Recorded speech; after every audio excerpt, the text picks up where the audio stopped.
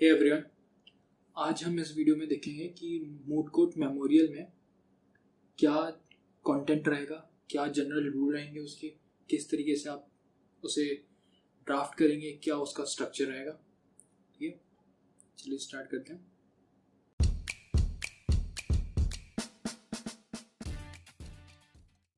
मिलानी Devi memorial national moot court competition 2019। इस mood court competition का हम जो इन्होंने प्रोवाइड करी है जनरल रूल्स और रेगुलेशन मूड कोर्ट के लिए, वो हम उस पीडीएफ को हम पर्टिकुलरली देख रहे हैं। इस पीडीएफ के अंदर उन्होंने काफ़ी सारे रूल्स दिए हैं जो आपको फॉलो करने होते हैं मूड कोर्ट के टाइम पे और मेमोरियल ड्राफ्ट करते हुए। जैसे अगर हम देखें मेमोरियल के लिए, memorial necessarily consist of following and only following sections. मतलब ये सारे फॉलोइंग सेक्शंस तो होने ही चाहिए और सिर्फ यही होने चाहिए। जैसे कि क्या क्या है, कवर पेज है, टेबल ऑफ कंटेंट है, लिस्ट ऑफ एब्रीविएशंस है, इंडेक्स ऑफ अथॉरिटीज है, स्टेटमेंट ऑफ जुरिडिक्शन है, स्टेटमेंट ऑफ फैक्ट्स है, इशू फॉर कंसिडरेशन है, समरी ऑफ आर्ग्यूमेंट है, रिटन स्टेटमेंट है और प्रेयर है। ये उन्होंने एक जनरल रूल दे दिया है, एक स्ट्रक्चर दे दिया है आपको कि इस तरीके से आपका जो मेमोरियल है वो दिखना चाहिए। पहले वो कवर पेज आएगा सबसे पहले, उसके बाद टेबल ऑफ कंटेंट आएगा उसमें, उसके बाद लिस्ट ऑफ एब्रीविएशन आएगा, इंडेक्स ऑफ अथॉरिटीज आएगा। अब हम एक एक करके इनका एग्जांपल देख लेते हैं। जैसे कि कवर पेज, ये जो मेमोरियल है ये सेम उसी मूड कोर्ट कंपटीशन का है और ये मूड कोर्ट कंपटीशन ने ही प्रोवाइड किया है कि as a one of the best memorial जो उनके मूड कोर्ट कंपटीशन में सबमिट हुआ है, हम उसको एज ए एग्जांपल ले रहे हैं। ये है कवर पेज। कवर पेज में आप देख सकते हैं क्या क्या है।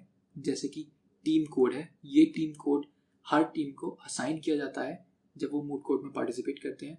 उसके बाद अगर आप देखें तो मूड कोर्ट जो कंपटीशन है उसका नाम है यहाँ पे, ठीक है।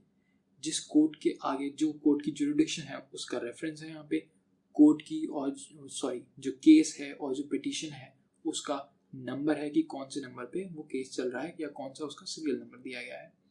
पिटिशनर के नेम है, वर्सेस में रहेगा। उसके बाद रिस्पोंडेंट के नेम है, कौन कौन से रिस्पोंडेंट है। Written petition under article 226 of constitution of India, मतलब किस स्टैट्यूट के अंदर ये फाइल की गई है। क्या कवर पेज के बाद है हमारा table of content. Table of content अगर देखें तो टेबल ऑफ कंटेंट में हमारा है list of abbreviations, index of authorities, statement of jurisdiction, statement of fact, issue for consideration, summary of argument, written submission. ये सारे के सारे आप कंटेंट अगर आप देखें जो टेबल ऑफ कंटेंट में दिए हैं ये सब हमें यहाँ पे दे रही है। टेबल ऑफ कंटेंट के बाद जितनी भी चीज़ें हैं वो सब हमें एक तरीके से टेबल ऑफ कंटेंट में डालनी ही है। टेबल ऑफ कंटेंट के अंदर ही वो सारी चीज़ें आ जाएंगी। इसमें हमने बस जो रिटन सबमिशन के अंदर जो हमने इश्यूज फ्रेम किए होंगे, जो भी हमारे एडवांस आर्ग्यूमेंट होंगे, उसका हमने एक तरीके से इलेबोरेटेड सब सेक्शन करके या सब इश्यू बना के हमने यहाँ पे टेबल ऑफ कंटेंट में और डाल दिया है। ठीक है, टेबल ऑफ कंटेंट के बाद हम नेक्स्ट देखते हैं लिस्ट ऑफ एब्रीविएशन। रूल में देखें तो नेक्स्ट भी हमारा लिस्ट ऑफ एब्रीविएशन ही है। ठीक है, लिस्ट ऑफ एब्रीविएशन में अब वो सारे शॉर्ट फॉर्म और एब्रीविएशंस डालेंगे जो आपने इस मेमोरियल में यूज़ किए हैं। जैसे अगर आपने पैराग्राफ को शॉर्ट फॉर्म करके पैरा लिखा है, ये एब्रीविएशन आपने यूज़ किया है। ऑल इंडिया रिपोर्टर को आपने AIR लिखा है, और अगर आपने स्टैट्यूट को यूज़ किया है जैसे इंडियन पीनल कोड को आपने IPC लिखा है, तो वो आप सब एब्रीविएशंस इसमें डालेंगे, लिस्ट ऑफ एब्रीविएशन। नेक्स्ट हमारा index of authorities. Index of authorities के अंदर हम काफ़ी सारी चीज़ें डालते हैं जैसे टेबल ऑफ केसेस। इस टेबल ऑफ केसेस में हम सारे केसेस डालेंगे जो हमने इस मेमोरियल के अंदर यूज़ करे हैं, जिनका हमने रेफरेंस दिया है, जो हमने यूज़ करे हैं, वो सारे के सारे हम केसेस इसमें डालेंगे एक टेबुलर फॉर्म में। यहाँ पे आप एक चीज़ ध्यान दीजिए कि यहाँ पे जहाँ पे भी हमने इन केसेस को रेफर पॉइंट आउट किया है, हमने वहाँ पे यूज़ किया है, हमने वहाँ पे साथ में उनका पेज नंबर भी डाल दिया है। टेबल ऑफ केसेस आप इसमें इंडेक्स ऑफ अथॉरिटीज़ के अंदर डालेंगे। उसके बाद नेक्स्ट हम जो टेबल ऑफ अथॉरिटीज़ के इंडेक्स ऑफ अथॉरिटीज़ के अंदर डालेंगे वो है बुक्स। हमने कौन कौन सी बुक्स यूज़ करी हैं इस मेमोरियल को ड्राफ्ट करने के लिए। हम काफ़ी सारे बुक्स की लाइन और कोई स्टेटमेंट हम उस बुक में से यूज़ करते हैं, जो हम वर्ड टू वर्ड अपने मेमोरियल में लिख सकते हैं। वैसे ही आपने जितनी भी बुक्स एक मेमोरियल को ड्राफ्ट करने के लिए यूज़ करें वो आप सब इस टेबल में डालेंगे। ये सब बुक्स के नाम है। बुक्स के बाद आपने कौन कौन से स्टैट्यूट्स यूज़ करे हैं, स्टैट्यूट्स आपने कौन कौन से बेयर एक्ट यूज़ करे हैं, कौन सा लॉ यूज़ किया है। आपने अगर इंडियन पीनल कोड यूज़ किया है तो आप उसका रेफरेंस देंगे, आपने इंडियन पीनल कोड यूज़ किया है। आपने the negotiable instrument act use किया है, आप वो बताएंगे आपने इस लॉ का यूज़ किया है यहाँ पे। लेक्सिकॉन्स, नेक्स्ट है लेक्सिकॉन्स। लेक्सिकॉन्स वो सारी बुक्स हो जाती हैं जो एक तरीके से डिक्शनरी फॉर्म में होती हैं, जो आपकी लीगल मैगजिम्स को डिफाइन कर रही होती हैं, एक्सप्लेन कर रही होती हैं, वो बुक्स होती हैं। अगर हम इस पर्टिकुलर बुक की बात करें तो ये पर्टिकुलर बुक जितने भी लीगल मैगजिम्स हैं वो सबको डिफाइन करती है और बहुत सारे लीगल टर्म्स को एक्सप्लेन करती है। इस बुक का इन लोगों ने इसलिए यूज़ किया है। नेक्स्ट है इंटरनेट रिसोर्सेज एंड आर्टिकल्स। ये भी हमारा इंडेक्स ऑफ अथॉरिटी के अंदर ही आएगा। आपने कौन कौन से इंटरनेट रिसोर्सेज यूज़ करे हैं, जैसे अगर आपने कोई पेपर यूज़ किया है इंटरनेट पे जो पब्लिश है उसका आप मेंशन करेंगे। अगर आप किसी पर्टिकुलर वेबसाइट पे जाके आपने कुछ रिसर्च करी है वो आप इस चीज़ का यूज़ करेंगे। जैसे यहाँ पे काफ़ी सारी, जैसे अगर आपने मनुपात्र यूज़ करी है लीगल रिसर्च के लिए तो आप उस चीज़ का मेंशन करेंगे। ठीक है। नेक्स्ट है statement of jurisdiction. Statement of jurisdiction basically define करती है कि किस कोर्ट में ये इस केस की जुरिडिक्शन लगती है, कौन सा कोर्ट इसकी सुनवाई करेगा, उस चीज़ को आप स्टेटमेंट ऑफ जुरिडिक्शन डालेंगे। स्टेटमेंट ऑफ जुरिडिक्शन यूजली बहुत छोटा सा होता है, 3-4 लाइन का। नेक्स्ट है स्टेटमेंट ऑफ फैक्ट्स। अगर हम रूल बुक के हिसाब से देखें तो सेम हम पैटर्न फॉलो कर रहे हैं। List of abbreviation, index of authority, उसके बाद स्टेटमेंट ऑफ जुरिडिक्शन, नेक्स्ट है हमारा स्टेटमेंट ऑफ फैक्ट्स। अब हम देख रहे हैं स्टेटमेंट ऑफ फैक्ट्स। नेक्स्ट हम देखेंगे statement of fact. Statement of fact, इसमें हम सारे के सारे फैक्ट वर्ड टू वर्ड और थोड़ा सा बेसिकली आपको मॉडिफाई तो करना नहीं होता है, पर आप सेम लैंग्वेज में और सिंप्लीफाइड और स्ट्रेट फॉरवर्ड लैंग्वेज में आप जितने भी फैक्ट्स केस के होते हैं वो सब इसमें डाल देते हैं। स्टेटमेंट ऑफ फैक्ट के बाद हमारा आता है इश्यूज फॉर कंसिडरेशन। इस पर्टिकुलर कंटेंट में सेक्शन में आप इश्यूज फ्रेम करते हैं कि उस फैक्ट से, केस से क्या इश्यूज आप बना सकते हैं, वो आप इश्यूज यहाँ पे बनाएंगे। जैसे इस पर्टिकुलर मेमोरियल में इन्होंने 3 इश्यूज बनाए हैं, 1, 2, 3। ये मोस्टली इश्यूज क्वेश्चन फॉर्म में होते हैं। आप एक तरीके से क्वेश्चन यहाँ पे फ्रेम कर रहे हैं, एक इशू फ्रेम कर दिया है, उस इशू का हम आगे समरी देंगे, उसके बाद हम उन्हें एडवांस एकदम फुल फॉर्म में, फुल फ्लेज्ड फॉर्म में हम उनको एक आर्ग्यूमेंट की तरह प्रेजेंट करेंगे, उनका आंसर देंगे। नेक्स्ट है summary of argument. Summary of argument में जितने भी आपने इश्यूज बनाए थे 1, 2, 3, आपने उनका एक तरीके से शॉर्ट फॉर्म में, काफ़ी समरी फॉर्म में एक आंसर दे दिया है, very short answer. Summary of issues में इतना ही रहता है, सॉरी समरी ऑफ आर्ग्यूमेंट्स में इतना ही रहता है। Written submission. रिटन सबमिशन में आपने जो भी इशू फ्रेम किए होते हैं उन इश्यूज को आप काफ़ी ब्रॉड टर्म में एक्सप्लेन करते हैं, आर्ग्यूमेंट टाइप में आप प्रेजेंट करते हैं। यही आपका मेन एक तरीके से कंटेंट होता है, यहीं पे आप पूरा एक तरीके से केस को लड़ने की कोशिश करते हैं। इसके अंदर आप काफ़ी सारे सब इश्यूज भी बना सकते हैं, जैसे यहाँ पे भी काफ़ी सारे 3-4 सब इश्यूज बनाए गए हैं पर्टिकुलर इशू के अंदर। जैसे अगर आप यहाँ पे देखें इशू नंबर 2 के अंदर काफ़ी सारे सब इश्यूज बनाए गए हैं और इस तरीके ये पैटर्न आप फॉलो कर सकते हैं। रिटन स्टेटमेंट के बाद हमारा आता है लास्ट और मेन चीज़, वो हमारी रह जाती है प्रेयर। प्रेयर हमारी एकदम लास्ट में होती है। जो रिटन आर्ग्यूमेंट होते हैं, रिटन सबमिशन होता है, उसके बाद एडवांस आर्ग्यूमेंट के बाद हमारी लास्ट में आती है प्रेयर। और प्रेयर में हम वो प्रेयर करते हैं जो भी हमें कोर्ट से चाहिए होता है। हमें कोर्ट से हम क्या मांग रहे हैं, क्या हम चाहते हैं कि किसी के ऊपर चार्जशीट फाइल करी जाए, केस पूरी तरीके से फ्रेम कर दिया जाए, या फिर उस अक्यूज को सजा की जाए, तो वो हम प्रेयर में लिखते हैं। प्रेयर लास्ट चीज़ होती है, उसके बाद आप देख सकते हैं कुछ भी नहीं है। ये तो हमारा स्ट्रक्चर हो गया, किस तरीके से स्ट्रक्चर्ड हमारा मेमोरियल दिखता है। कुछ जगह पे कुछ एडिशंस हो सकते हैं, पर बेसिकली सारे मूड कोड्स में सेम ही रहता है। अब हम उसके बाद देखते हैं कुछ रूल्स हैं जो आपको ध्यान देने पड़ेंगे, जैसे कि team code. Team code each participating team को असाइन कर दिया जाएगा और वो आपको मूड कोड के कवर पेज पे ही यूज़ करना है। जो आपका मेमोरियल होगा उसके कवर पेज पे, यहाँ आप देख सकते हैं टीम कोड, यही है टीम कोड। ये हर पार्टिसिपेटिंग टीम को असाइन किया जाएगा, डिफरेंट होगा, और यही एक तरीके से आपकी आइडेंटिटी होगी, सिर्फ आप यही यूज़ कर सकते हैं। नेक्स्ट है नेम ऑफ द पार्टिसिपेंट, और यूनिवर्सिटी, कॉलेज, इंस्टीट्यूशन कहीं पे भी मेंशन नहीं होनी चाहिए मेमोरियल में, कहीं पे भी मेंशन नहीं होगी। और कोई भी ऐसा मार्क, कैरेक्टर और टेक्स्ट हो जो आपकी आइडेंटिटी रिवील कर रहा हो, आपके इंस्टीट्यूशन की आइडेंटिटी, आप एक पार्टिसिपेंट की आइडेंटिटी रिवील कर रहा हो, वो भी नहीं होनी चाहिए। अगर ऐसा कुछ भी पाया जाता है तो उसे वायलेशन ऑफ रूल माना जाएगा और उस रूल के लिए सीवियर पेनल्टीज भी होंगी। Hard copy of memorial must bear a cover page. जैसा कि हमने देखा कि हार्ड कॉपी जो भी होगी वो एक मेमोरियल कवर होना ही चाहिए मेमोरियल में, और उसके लिए कलर असाइन करे गए हैं, जैसे पेटिशनर के लिए ब्लू, रिस्पोंडेंट के लिए रेड।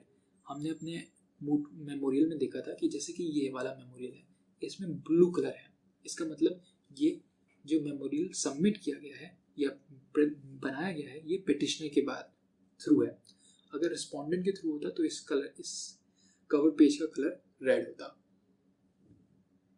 नेक्स्ट यहाँ पे उन्होंने दिया है कि किस ईमेल एड्रेस पे आपको इलेक्ट्रॉनिक कॉपी या सॉफ्ट कॉपी सबमिट करनी है। किसी मूड कोर्ट में ईमेल होता है, किसी मूड कोर्ट में एक आपको गूगल फॉर्म दे दिया जाता है, जिस गूगल फॉर्म के थ्रू आपको सॉफ्ट कॉपी सबमिट करनी होती है। यहाँ पे टाइम दे रखा है और डेट दे रखा है कि जिससे पहले आपको देना होगा। अगर आपने डिले किया तो आपको पेनल्टीज लगेगी यहाँ पे 2 मार्क्स की, एंड सो। उसके बाद हम आते हैं हार्ड कॉपीज पे। 4 hard copies of memorial from each side of proposition आपको सबमिट करनी होती है। जब आप मूड कोर्ट कॉम्पिटिशन में जाते हैं तो आपको दोनों तरफ से मेमोरियल बनाना होता है। एक आपको मेमोरियल बनाना होता है रिस्पोंडेंट की साइड से, एक आपको मेमोरियल बनाना होता है पिटिशनर की साइड से। और हार्ड कॉपी जो आपको जमा करनी है वो 4 हार्ड कॉपीज जमा करनी है। बेसिकली ऐसा क्यों है, क्योंकि किसी भी कंपटीशन के, मूड कोर्ट कंपटीशन के 4 स्टेजेस होते हैं। एक प्री स्टेज होता है, एक प्री राउंड होता है, उसके बाद क्वार्टर फाइनल राउंड होता है, उसके बाद सेमीफाइनल राउंड होता है, और फिर उसके बाद जाके फाइनल राउंड होता है। तो ये 4 स्टेज होते हैं और 4 स्टेजेस में आपको न्यू फ्रेश मेमोरियल यूज करना होता है। इस वजह से आपको 4 कॉपी वहाँ पे हार्ड कॉपीज मांगी जाती हैं। किसी मूड कोर्ट में ज़्यादा भी मांगी जा सकती हैं, बट यूजली 4 ही मांगी जाती हैं। अब कुछ स्ट्रिक्ट रूल्स हैं, जनरल रूल्स हैं जो आपको ध्यान रखने हैं वाइल ड्राफ्टिंग ए मेमोरियल। ये हम जनरल रिक्वायरमेंट्स देख लेते हैं। जैसे कि जो मेमोरियल है वो प्रिंटेड होना चाहिए प्लेन पेपर पे, वाइट पेपर होना चाहिए और A4 साइज होना चाहिए, और ब्लैक इंक का यूज़ होना चाहिए। आपको ये चीज़ ध्यान रखना है कि A4 साइज होना चाहिए और ब्लैक इंक होनी चाहिए। और ये चीज़ आपको बहुत ज़्यादा ध्यान रखनी है कि जो आप सॉफ्ट कॉपी बनाएंगे, जब आप ड्राफ्ट कर रहे होंगे अपने लैपटॉप में, कंप्यूटर में, तब भी आपको ध्यान देना है कि जो आपका पेज का लेआउट हो वो A4 ही हो और उसमें आप ब्लैक इंक ही यूज़ करें। ठीक है। जो फॉन्ट यूज़ होगा वो टाइम्स न्यू रोमन होगा, साइज 12 होगा मेन टेक्स्ट के लिए और 10 होगा फुटनोट्स के लिए। मैं आपको दिखा देता हूँ, ये देखिए, ये है मेन टेक्स्ट, इसका साइज रहेगा 12 और ये है फुटनोट, इसका साइज रहेगा 10। नेक्स्ट है standard Indian legal citation style for footnote. जो फुटनोट के लिए जो जिस पर्टिकुलर स्टाइल में ये फुटनोट बनाया गया है, इसको स्टैंडर्ड इंडियन साइटेशन स्टाइल बोलते हैं, और ये आप चेक कर सकते हैं। किसी में अलग होता है पर यूजली यही रहता है सारे मूड कोर्ट कॉम्पिटिशन में। जो जितने भी पेज हैं मेमोरियल के अंदर वो सब मार्जिन कंटेन करने चाहिए 1 इंच का ईच साइड। अगर आप ये देखेंगे, ये जो मार्जिन है यहाँ से यहाँ तक का, ये है 1 इंच का, यहाँ से यहाँ तक, ये तो बोथ साइड में 1 इंच होना चाहिए और पूरे मेमोरियल में थ्रू आउट होना चाहिए। इस चीज़ का आपको ध्यान रखना है। मार्जिन किसी किसी में किसी किसी कॉम्पिटिशन के हिसाब से चेंज हो सकता है, किसी में 1.5 इंच हो सकता है, किसी में 1 इंच रहता है, ये आप देख लीजिएगा। Maximum number of page in each memorial should not exceed 35 pages. जो भी मेमोरियल है, पूरा memorial from cover page to last page of prayer, वो आपका 35 पेज से ज़्यादा का नहीं होना चाहिए। जैसे इस पर्टिकुलर एग्जाम्पल में अगर आप देखें तो ये 30 पेज का है, 30 पेज का पूरा मेमोरियल है। और ये आपको ये चीज़ ध्यान रखनी है, मूड कोर्ट कॉम्पिटिशन में ये लिमिट हमेशा लगी होती है किसी न किसी कितने पेज की, कितने पेज में आपको ये ड्राफ्ट करना है, उस चीज़ का आप ध्यान रखिएगा। किसी में 30 हो सकता है, किसी में 35 हो सकता है। इस पर्टिकुलर कंपटीशन में 35 दिया है। और इसमें एक और चीज़ दी है कि 20 मैक्सिमम पेज होनी चाहिए फॉर रिटन सबमिशन और एडवांस्ड आर्ग्यूमेंट्स के लिए। जो आपका रिटन सबमिशन होगा, जैसे आप देखें रिटन सबमिशन हमारा पेज नंबर 15 से चालू होता है और ये 30 पेज का पूरा मेमोरियल, तो इसका मतलब जो हमारा रिटन सबमिशन है वो इसमें 14 पेजेस का है। तो ये चीज़ आपको ध्यान रखनी है कि आपका जो रिटन सबमिशन होगा, जो एडवांस आर्ग्यूमेंट्स होंगे, वो आपके 20 पेज के ही हों मैक्सिमम। और क्या आपको ये चीज़ ध्यान रखनी है, आप अपना जो मूड कोर्ट का रूल्स रेगुलेशन है वो आप चेक कर लें, उसमें कितने पेजेस का दिया है। और नेक्स्ट है legal argument, legal interpretation of facts. ये must be confined to written submission. जो रिटन सबमिशन या फिर एडवांस आर्ग्यूमेंट वाला फैक्ट है उसमें ही ये कन्फाइन होना चाहिए, उसके बाहर आप कहीं पे भी एक कोई भी लीगल आर्ग्यूमेंट नहीं देंगे। थोड़ा सा आप समरी ऑफ आर्ग्यूमेंट्स में दे सकते हैं, पर वहाँ पे भी आप नहीं देंगे, यूजली आप रिटन सबमिशन में ही देंगे। Index of authorities. Index of authorities must contain a list of all legal authorities cited in any section of memorial. Memorial में जहाँ पे भी आपने कोई भी लीगल अथॉरिटी साइट करी है, जैसे कि लीगल अथॉरिटीज में हमने देखा था कि क्या क्या कंटेन था। लीगल अथॉरिटीज के अंदर हमारा था हमने कौन कौन से केस लिए हैं, कौन कौन से बुक्स हैं, कौन कौन से स्टैट्यूट का रेफरेंस है, वो सब के सब हमारे इंडेक्स ऑफ अथॉरिटी के अंदर होने चाहिए। No amendment can be made to the memorial after submission. एक बार अगर आपने मेमोरियल सबमिट कर दिया, सॉफ्ट कॉपी आपने सबमिट कर दी, हार्ड कॉपी सबमिट कर दी, उसके बाद आप कोई भी उसमें अमेंडमेंट, कोई भी चेंज नहीं कर सकते। Any difference between soft copy and hard copy of memorial नहीं होना चाहिए। कोई भी अगर ऐसा डिफरेंस होगा, अगर आपने सॉफ्ट कॉपी और हार्ड कॉपी में कुछ चेंजेस मिले, तो वो आपको पेनल्टी लग जाएगी उस चीज़ की और आपके मार्क्स डिडक्ट हो सकते हैं।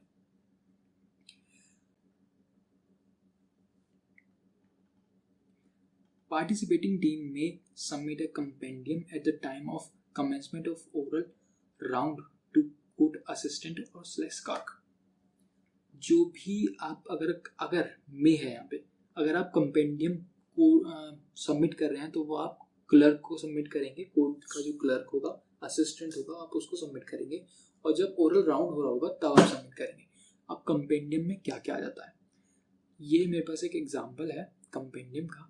ये दूसरे केस का है, दूसरे कंपटीशन का है, पर यह है इसमें जो भी हमने केस मेमोरियल में रेफर किए हैं, जो भी हम यूज़ कर रहे हैं, उसका एक तरीके से पूरा फैक्ट्स, उसमें क्या इशू रेज हुआ, वो सब हम इसमें काफ़ी ब्रॉड तरीके से, इलेबोरेट तरीके से जो भी हमारा होता है वो सब इसमें डाल देते हैं कंपेंडियम के अंदर। जैसे अगर आपने ये केस उसमें डाला है तो उसमें कौन सी बेंच बैठी थी, हमने उसका नाम डाल दिया, क्या था केस उसका नाम डाल, वो सब हमने डाल दिया, फैक्ट्स क्या थे, इशू क्या था, क्या जजमेंट आया, क्या डिसीजन रहा, वो सब आप कंपेंडियम में डालते हैं। अगर आप कोई स्टैट्यूट भी उसमें डाल रहे हैं, आपके मेमोरियल में है, तो आपकी उसकी एक कॉपी वो भी आप एज ए कंपेंडियम यूज़ हो सकती है।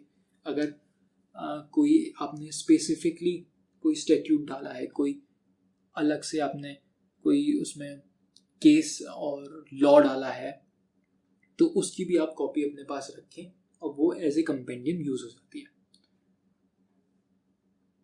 That's all. इतने ही जनरल रूल्स थे, जनरल रेगुलेशंस थे जो आपको ध्यान रखने हैं मेमोरियल ड्राफ्ट करते टाइम। मैंने काफ़ी शॉर्ट में जनरल स्ट्रक्चर की एक लिस्ट बना दी है कि क्या क्या स्ट्रक्चर है, क्या किस तरीके से स्ट्रक्चर रहेगा, उसकी एक शॉर्ट में मैंने एक लिस्ट बना के तैयार करी है। क्या रूल्स हैं, क्या क्या कैसे रबर पेज रहेगा, क्या फॉर्मेटिंग के रूल्स होंगे, ये मैं PDF आपको PPT आपको मिल जाएगी, आप डाउनलोड कर सकते हैं डिस्क्रिप्शन में से। इसका मैं लिंक आपको डिस्क्रिप्शन में डाल दूँगा। And that's all. Thank you for watching.